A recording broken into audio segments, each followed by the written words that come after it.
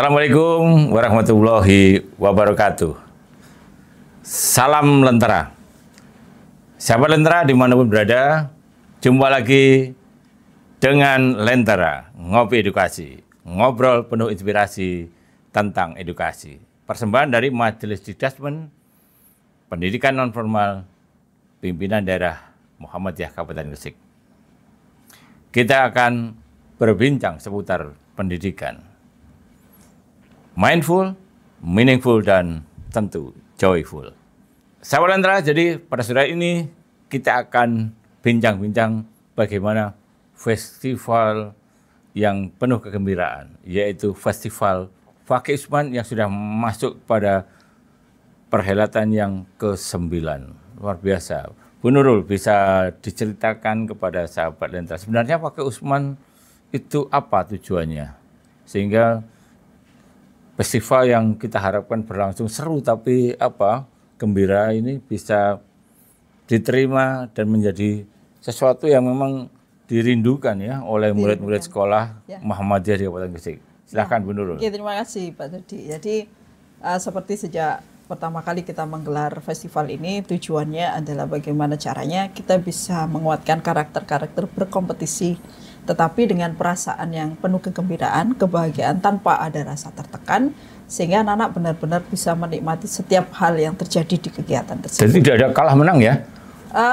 Lebih ke bagaimana caranya kita memberi sebuah wadah bagi anak-anak untuk berkarya, berkompetisi. Jadi bukan tentang kalah menang, karena siapapun mereka adalah pemenang bagi gurunya, bagi orang tuanya, dan bagi sekolah. Jadi kita lebih bagaimana caranya sesuatu yang sebenarnya kompetisi itu dikemas dalam sebuah kegiatan yang menyenangkan. Setiap tahun kita bisa melihat aura-aura kegembiraan pada mereka ketika mereka berkompetisi, ketika mereka berfestival, walaupun mereka sebenarnya berusaha untuk mencapai sebuah titik, yaitu sebagai the winner.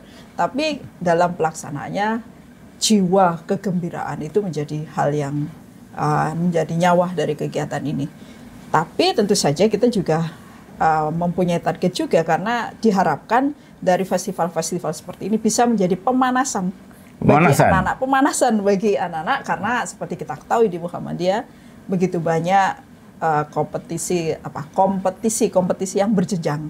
Jadi diharapkan mereka dari daerah mereka bisa menyiapkan dirinya untuk tingkat kompetisi yang lebih tinggi lagi. Tapi tentu saja itu tadi, unsur kegembiraan tidak boleh dihilangkan. Unsur kegembiraan luar biasa. Jadi festival itu berkompetisi tetapi berbahagia. Kalau ada para ahli pendidikan mengatakan kan, yang menang jangan jumawa, jangan sombong, yang kalah jangan putus asa. Begitu kayak benar. Ya. Sekaligus tadi merupakan media untuk pemanasan ya, untuk anak-anak kita, murid-murid sekolah Muhammadiyah menuju kepada festival atau lomba-lomba yang lebih tinggi lagi. Barangkali bisa diuraikan Bu Nurul, apa saja kira-kira lomba-lomba yang akan nantinya setelah Festival Fakih Usman ini, apa saja yang kira-kira bisa kita jemput ya?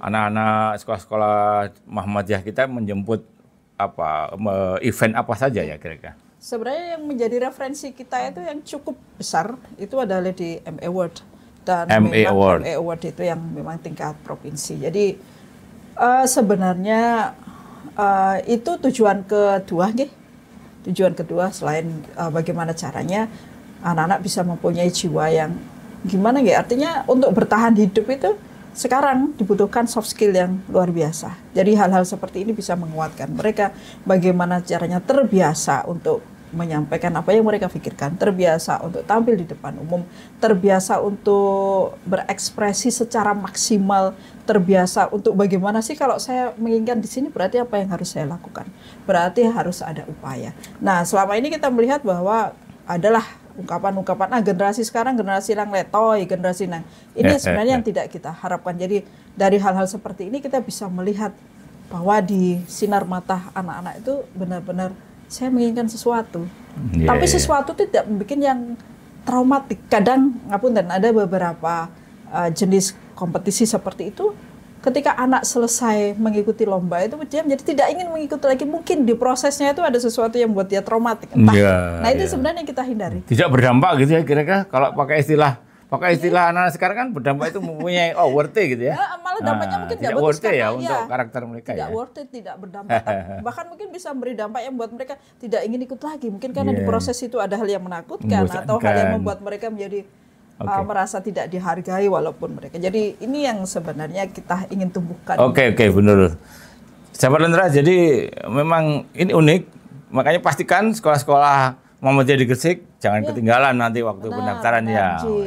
Jadi sebenarnya kita harapkan itu kan partisipasi dari semua sekolah. Jadi semua sekolah mempunyai kewajiban untuk menyediakan wadah, memfasilitasi dan memberikan ruang yang cukup lebar kepada anak-anak untuk mengikuti hal-hal seperti ini, sehingga suatu saat anak-anak terbiasa dengan hal seperti ini.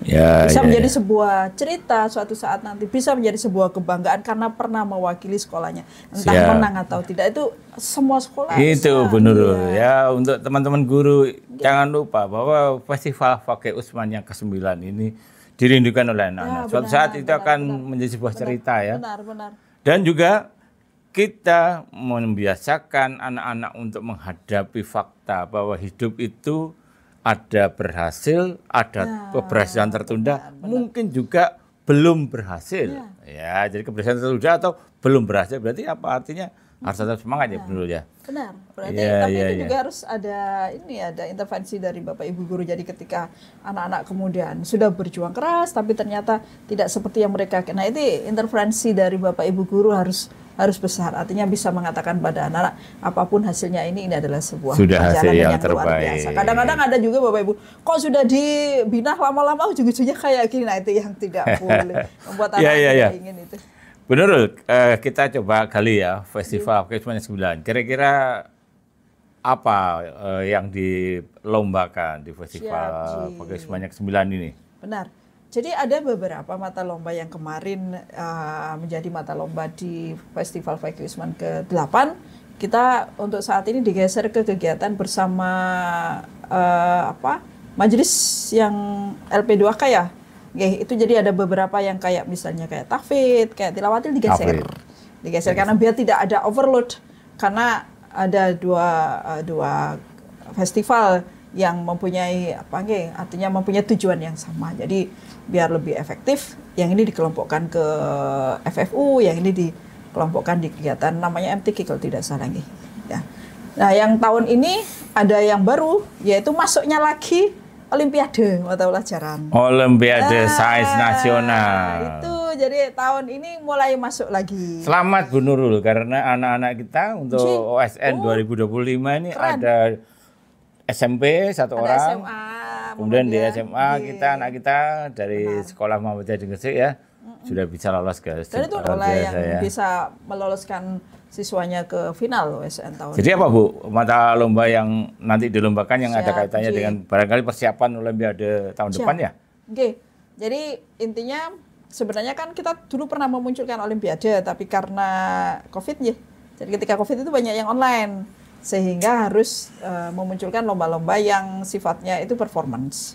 Nah, sekarang ketika semuanya kondisinya sudah kita tahu benar bahwa semuanya sudah sangat kondusif, memungkinkan kembali untuk memasukkan Olimpiade. Jadi ada beberapa mata lomba, tapi nanti secara teknis nanti kita akan ada Zoom tersendiri karena memang ini terbatasnya biar ada interaktif, biar nanti ada pertanyaan-pertanyaan. Biasanya ramai banget di Zoom itu, Pak, karena banyak hal-hal teknis yang harus didiskusikan. Jadi insya Allah nanti akan segera kita gelar itu, tapi sebagai gambaran saja. Jadi ada beberapa mata lomba. Yang pertama seperti sekolah. Seperti biasa duta sekolah. Duta sekolah ya? Duta sekolah. Semacam apa, siswa teladan gitu ya Bu Nurul ya? Lebih ke bagaimana siswa itu bisa menceritakan dirinya dan peran dirinya di sekolah itu. Siswa mewakili sekolah, bagaimana dia bisa mewakili sekolah ya? Dan bagaimana dia bisa melakukan sesuatu yang berdampak pada sekolah. Itu kalau anak-anak dari sekolah-sekolah kita jagonya itu, Pak. Jadi mereka bisa keren gitu menyampaikannya. Mau tingkat SD, mau tingkat SMA, mereka jagonya. Jadi yang pertama duta sekolah, terus lomba pidato bahasa Inggris dan bahasa Inggris, bahasa Arab. Jadi sebenarnya duta sekolah itu lomba pidato bahasa Indonesia sebenarnya. Terus kemarin akhirnya dirubah ke duta, jadi lebih ke bagaimana seorang anak lebih keren dan lebih menantang ya, benar ya. Karena ini sesuai dengan ini.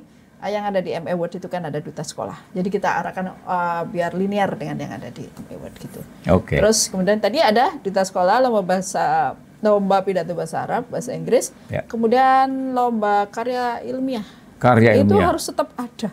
Very good. Biar kita mempunyai dasar berpikir based on data.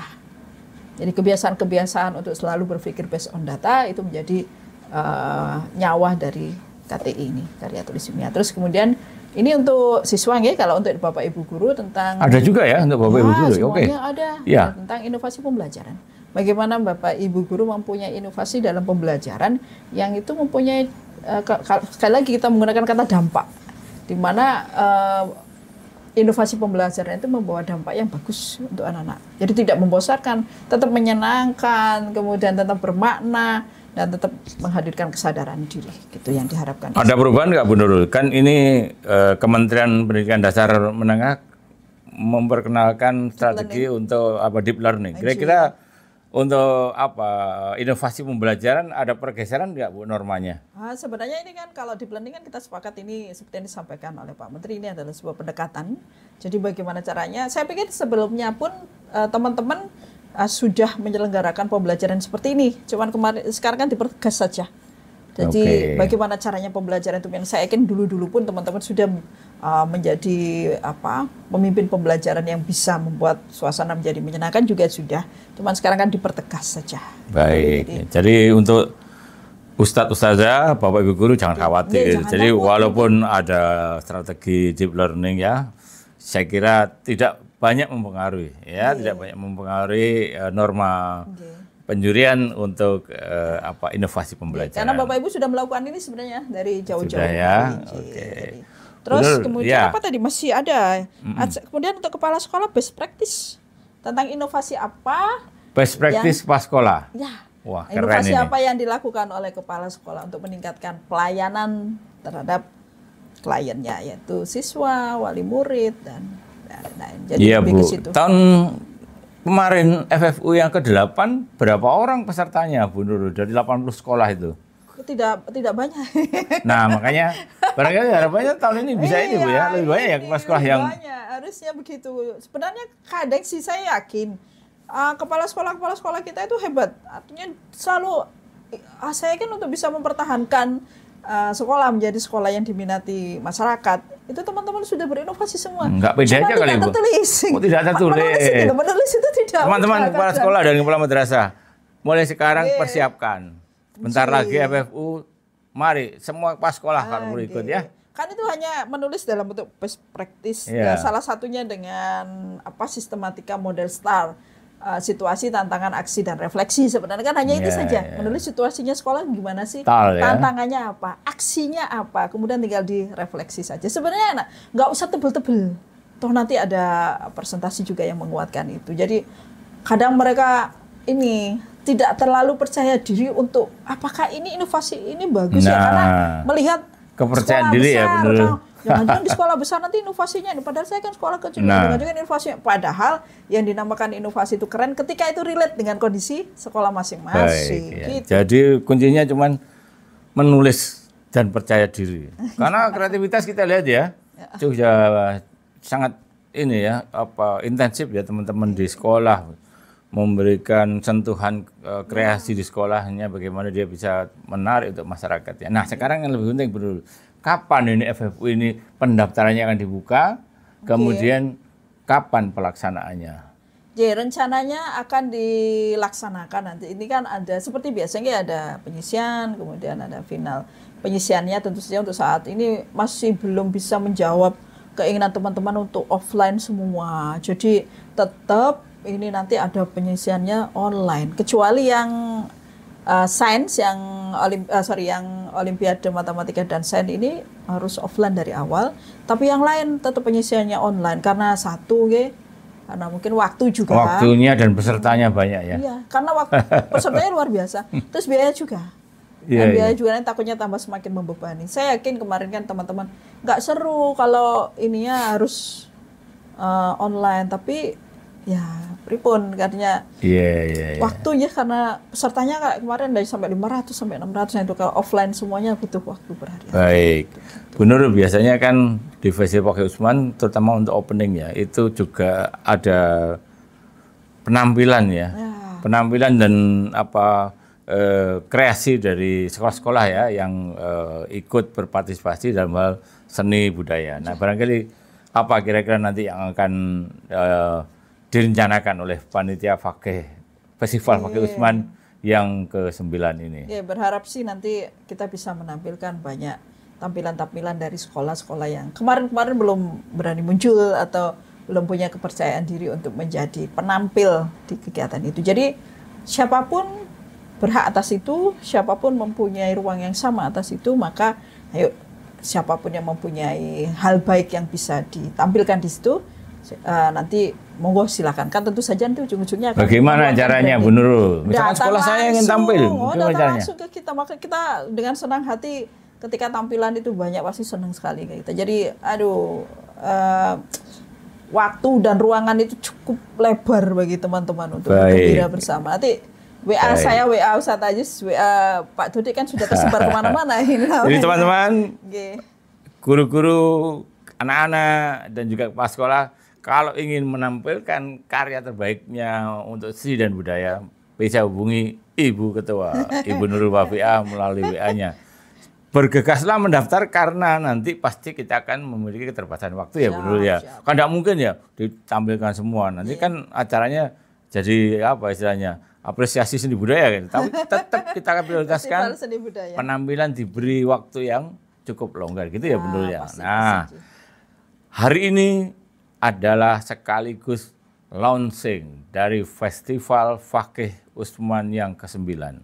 Berarti setelah ini silahkan sekolah-sekolah Muhammadiyah di seluruh Gresik untuk bisa bergegas mendaftarkan anak didiknya, mendaftarkan murid-muridnya yang hebat, dan kita harapkan semua ikut daftar ya, jangan sampai ada sekolah yang tidak daftar langsung ke panitia Fakih Usman. Monggo, Bu Nurul barangkali disampaikan statement untuk launching Festival Fakih Usman ke-9 dan himbauan serta harapannya kepada para calon peserta. Silakan Bu. Jadi makasih Pak Dodi. Jadi nanti mungkin ini kita menyampaikan ya bahwa kita akan siap untuk melakukan Festival Fakih Usman ke-9. Tetapi untuk hal-hal yang sekali lagi bersifat teknis nanti kita akan sampaikan di Zoom, nanti jadwal serta lain-lainnya akan menyusul biar nanti tidak banyak yang salah menerjemahkan dari juknis yang ada. Jadi nanti kita berusaha untuk, walaupun ini kita lakukan sudah ke-9 kali, tapi karena pendampingnya juga berganti-ganti, jadi ada yang ganti bukan pendamping yang tahun kemarin, tentu saja biar kita sama-sama mempunyai persepsi yang sama atas juknis yang ada di sini. Jadi intinya Bapak Ibu, ini adalah acara tahunan kita, acara rutin kita. Mari kita semarakkan. Tujuannya sekali lagi, jangan sampai kita mendolimi siswa kita karena kita tidak menyediakan ruang yang cukup luas bagi anak-anak untuk berkreasi, untuk anak-anak mendapatkan pengalaman pembelajaran yang menyenangkan. Percayalah bahwa menurut Bapak Ibu mungkin ini sesuatu yang sederhana, tapi bagi anak-anak pengalaman seperti ini tidak bisa ditukar. Suatu saat dia akan bercerita kepada temannya, kalau dia suatu saat jadi guru dia akan bercerita kepada muridnya bahwa dulu saya pernah mengikuti kegiatan festival ini. Jadi kalau sekarang sih karena memang kalau misalnya menurut saya gitu, kalau kita meminta siswa untuk berprestasi kemudian gurunya nggak berprestasi, garing. Jadi tidak akan nyambung. Tapi ketika kemudian dia bercerita, dulu Bu Guru pernah, Ustadzah pernah mengikuti kegiatan-kegiatan, itu bisa menjadi awalan sebuah dan harapannya percayalah bahwa anak-anak yang sekarang menjadi pemenang itu adalah diawali dari kegiatan-kegiatan yang sederhana seperti ini. Dia akan terbiasa dengan kompetisi, dia akan terbiasa dengan hal seperti ini sehingga dia terbiasa untuk tertantang untuk terus mengupgrade kemampuan diri. Jadi jangan hanya karena kita malas mikir ribet, Ustadznya malas mikir ribet, jadi nggak memberikan keleluasaan bagi anak-anaknya untuk mengikuti hal-hal seperti itu. Kadang kita seperti itu. Nah, itu berarti bisa nggak disebut mendolimi siswa? Bisa juga. Karena janganlah. Jangan kau dolimi muridmu.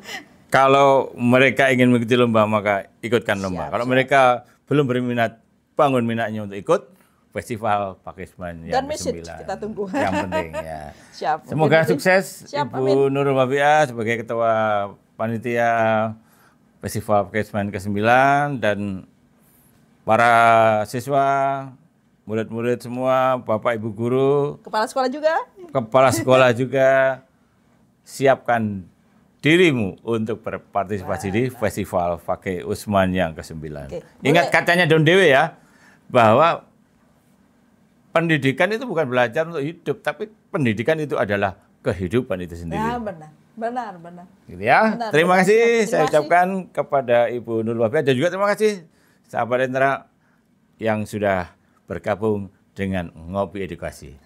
Wassalamualaikum warahmatullahi wabarakatuh. Salam Lentera.